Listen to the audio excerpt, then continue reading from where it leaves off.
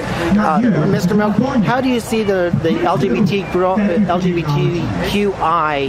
in America growing as an entity towards gay marriage, gay approval, and showing the rest of the world acceptance? Well, I mean, we're actually behind a little bit of the rest of the world. There are countries that are ahead of us, but we carry tremendous influence. And the fact that we had one of the most respected courts in the world say that discrimination is not acceptable, including lesbian, gay, bisexual, and transgender people, is so significant.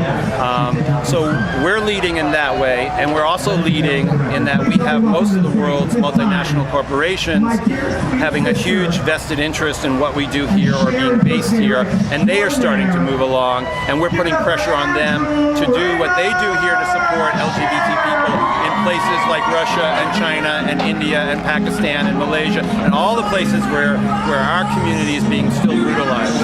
How do you feel that the majority of the states have not ratified the Gay Marriage Act? Well, the way the Supreme Court left it is that each state's going to have to do it on their own. So there is no national act like there was with the Equal Rights Amendment. I think we have two options. One is that we can get those laws passed, and I think the other option is we can do it legally. And we see right now many states where their federal circuit courts are saying the state law is in contradiction to the U.S. Constitution. So that's going to be two avenues.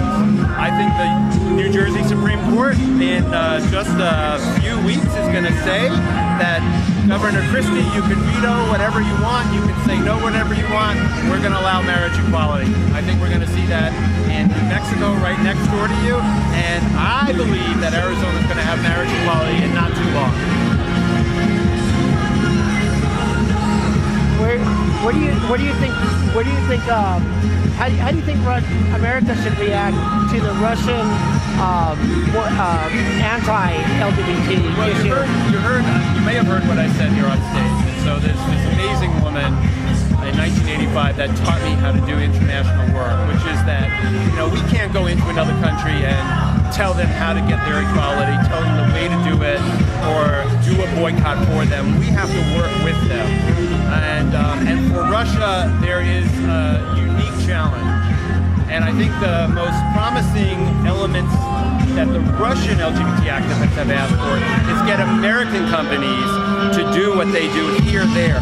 Coca-Cola spends $2 billion in Russia. They have 120,000 employees. They're in 169 cities. This weekend, they are out in force, the executives of Coca-Cola at their world headquarters in Atlanta at Atlanta Pride. They are not doing anything in Russia. We need to call them on that.